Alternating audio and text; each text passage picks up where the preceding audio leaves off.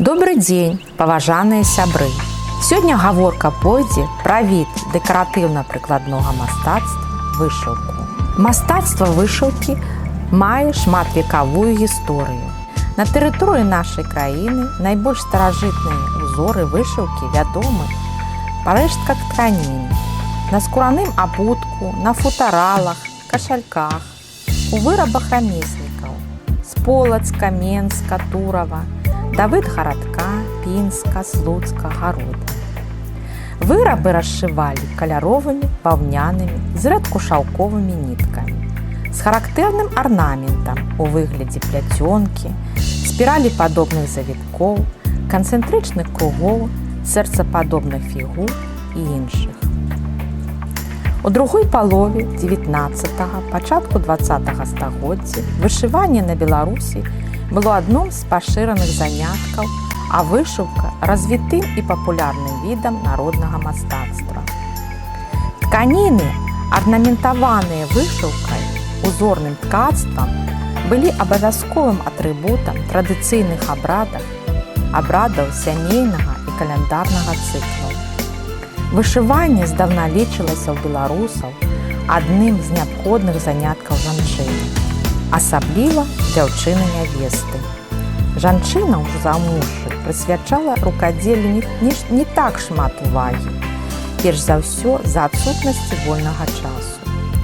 Вышыванне было заняткам дзяўчыны ў той перыяд яе жыцця, калі ўсе намаганні і думкі скіроўваліся на вясельны куфер, на тое, каб назапасіць патрэбную колькасць рытуальных прадметаў, як след падрыхтавацца да сямейнага жыцця.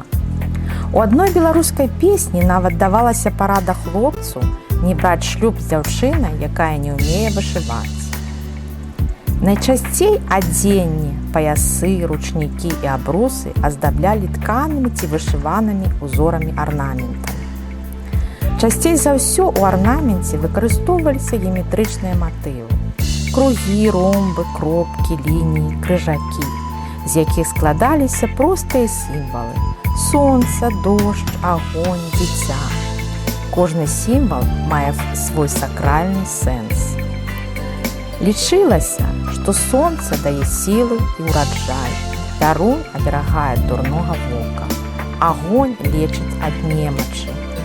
Сімвал дзіця бароніць дзяцей ад любых нягод і няшчасцяў.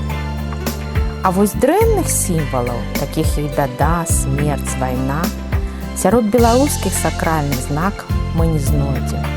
Зла беларусы не жадалі ніколі і нікому. Магчыма, паглыбіўшыся ў свет народнага мастацтва, і вам захочацца стварыць нешта падобнае, а можа нават гэта стане вашым хобі.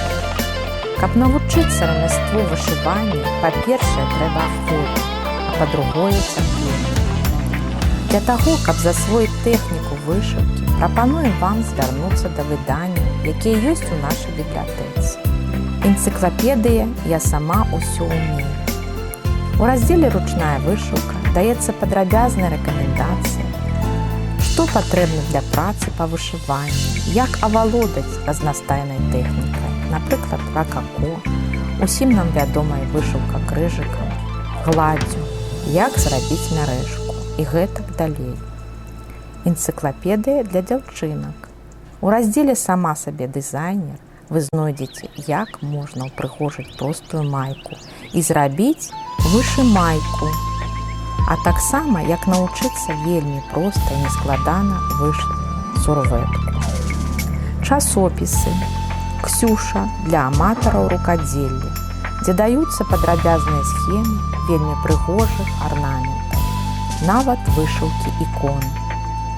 «Масцярыца» цуды сваімі рукамі. У гэтым часопісе вы знойдзеце схемы вышыўкі цікавых дзіцячых узораў.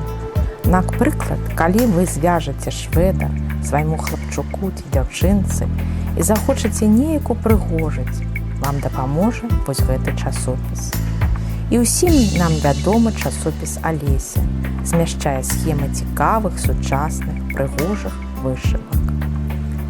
Да ведама 2 ліпеня ў Беларусі азначаецца свята дзень вышыванкі. І можа хтосьці з вас захоча сабе вышыць кашулю. Зараз гэта вельмі модна і прыгожа. І прыняць удзел на свяце. Было б толькі жаданне. І, як кажуць у народзе, праца чалавека корміць, а лянота портіць. Мы прапануем вам фотавернісаж з вышыванкамі.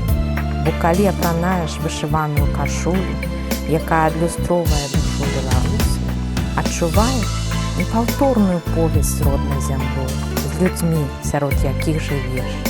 А гэта галоўнае багацце ў свеце.